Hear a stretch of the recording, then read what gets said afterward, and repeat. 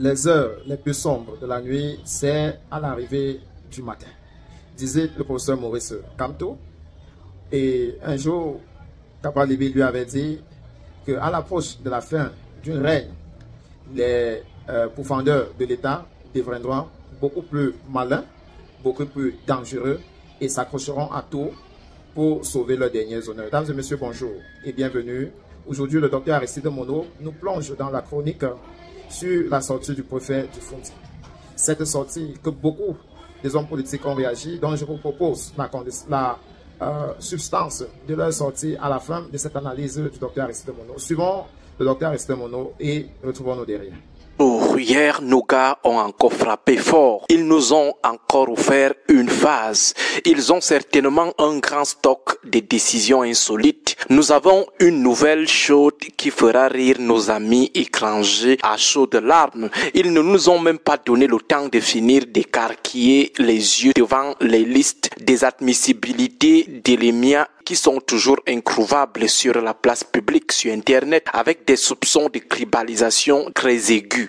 Subitement, ils mettent une autre insolite en circulation. Le président Paul Biya nous a même mis dans quoi comme ça? Si on avait dit à quelqu'un en 1982 que le Cameroun allait devenir ce qu'il est devenu aujourd'hui, cette personne n'aurait pas cru. Au fur et à mesure que le temps passe, l'élite se sophistique davantage dans des insolites administratives et politiques. Est-ce à dire que l'excès de pouvoir peut rendre les gens dingues? Probablement des gens qui n'ont pas été préparés à avoir le pouvoir, des gens qui ont été surpris par le décret ou par leurs élections par trucage. Faut-il vraiment être un politologue spécialiste des sciences politiques pour réaliser que nous avons désormais la tête complètement plongée dans la dérive? Nos gens sont en train d'étalonner le record du roi Hérode.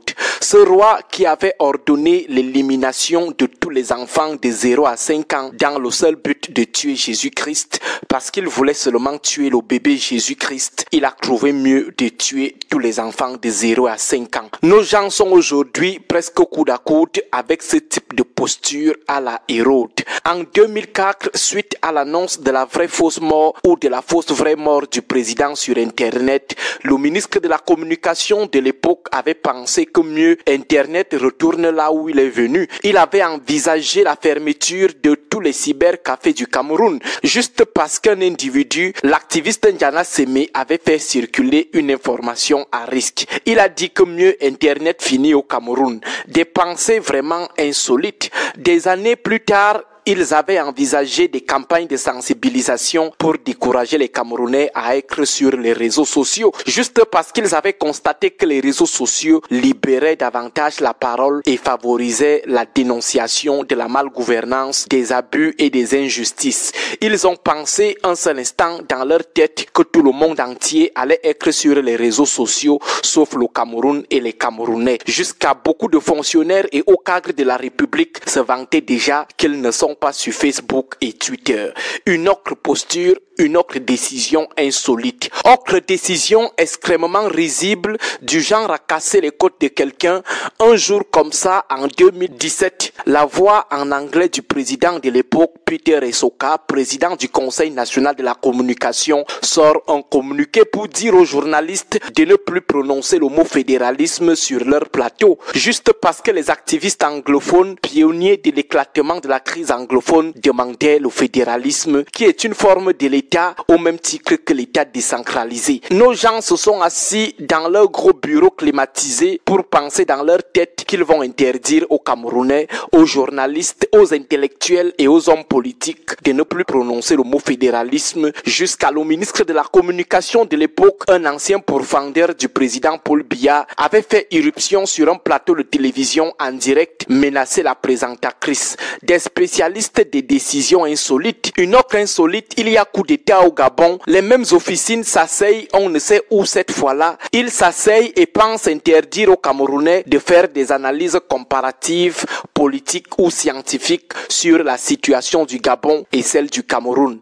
Une autre projection très pathétique, bien que rigolo. Récemment, un ministre s'assoit à la télé, prononce la sentence d'une affaire pendante devant les tribunaux jusqu'à comparer un député de la République à une nounou. il ne s'arrête pas là.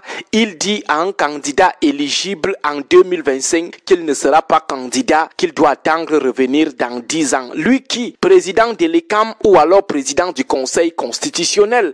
Après, on veut qu'on ne se moque pas de ce type de comportement commun. Et voilà que nous sommes encore à la recherche avec la torche des résultats de l'EMIA sur Internet, comme on le fait désormais depuis quelques années. Le préfet du Mfundi sort aussi sa part. Selon lui, le département du Mfundi est devenu un État avec ses frontières et ses lois à lui, de telle enseigne que s'il trouve que tes propos ne sont pas conformes à la législation de la République du Mfundi, il te rapatrie immédiatement du territoire du Mfundi. Il part te déposer dans l'un des autres 57 départements. C'est là-bas où on peut parler de soulèvement, insulter les institutions, mais pas dans sa République du Mfundi.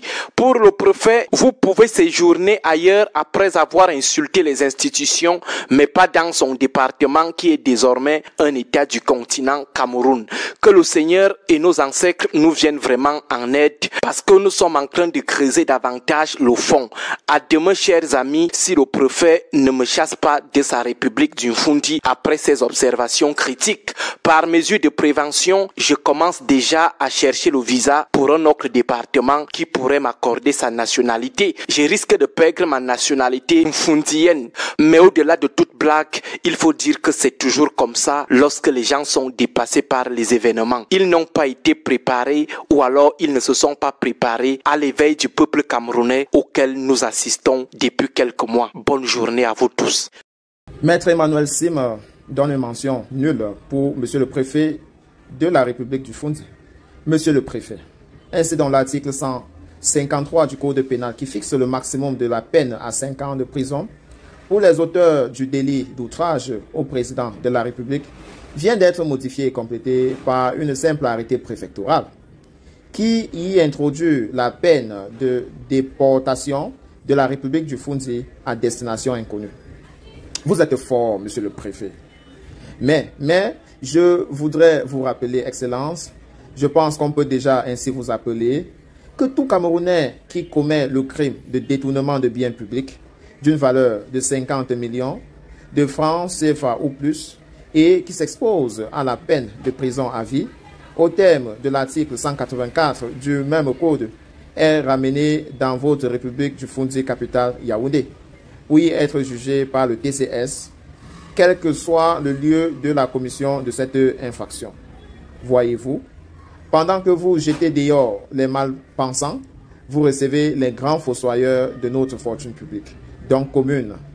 Je dis que vous êtes fort. Vous êtes très fort, parce que là, ce serait un outrage dangereux, pour reprendre votre expression, à la Constitution et aux lois de la seule vraie République, celle du Cameroun. Akeremouna, quant à lui, Yaoundé, Cameroun, je suis actuellement à Accra, au Ghana, pour assister au Forum des citoyens d'Afrique, de l'Union africaine et de l'ECOSOC. Je participerai aux discussions sur une réponse coordonnée et cohérente de l'Afrique aux flux financiers illicites, la corruption et à la gestion des ressources naturelles. Alors que ces questions passionnantes sont discutées, je viens de tomber sur un arrêté préfectoral troublant datant du 16 juillet 2024, prétendument signé par le préfet du département de Mfundi. Si authentique, ce document est profondément préoccupant pour notre pays. Le préfet revendique l'autorité pour déterminer les infractions, juger les individus et leur imposer des interdictions de résider à Yaoundé, la capitale, pour une durée non spécifiée. Comment une personne peut-elle prétendre exercer un tel pouvoir en ignorant la Constitution et les accords internationaux, ternissant la réputation de notre nation? Revenons-nous à une époque où les citoyens avaient besoin d'un laissez-passer pour voyager à l'intérieur de nos propres frontières. Cet arrêté semble exempter uniquement ceux qui purgent une peine de prison dans la division de Mfundi. Cela signifie-t-il que les individus jugés par le préfet seront expulsés? Quels sont leurs statuts de résidence? La situation est alarmante et reflète une rupture des valeurs de notre société en matière d'unité. Bienvenue dans le pays du vivre ensemble. Voilà, après l'analyse du docteur Aristide Monod, celui de Maître Sim et par ricochet celui de Ma Keremouna, il devient clair que le préfet de Fondi, M. Emmanuel Njikem, a outrepassé ses compétences.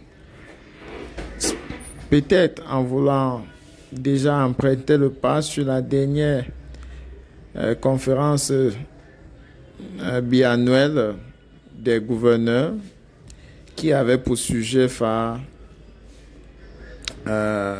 comment maintenir l'ordre public en période de pré-électorale.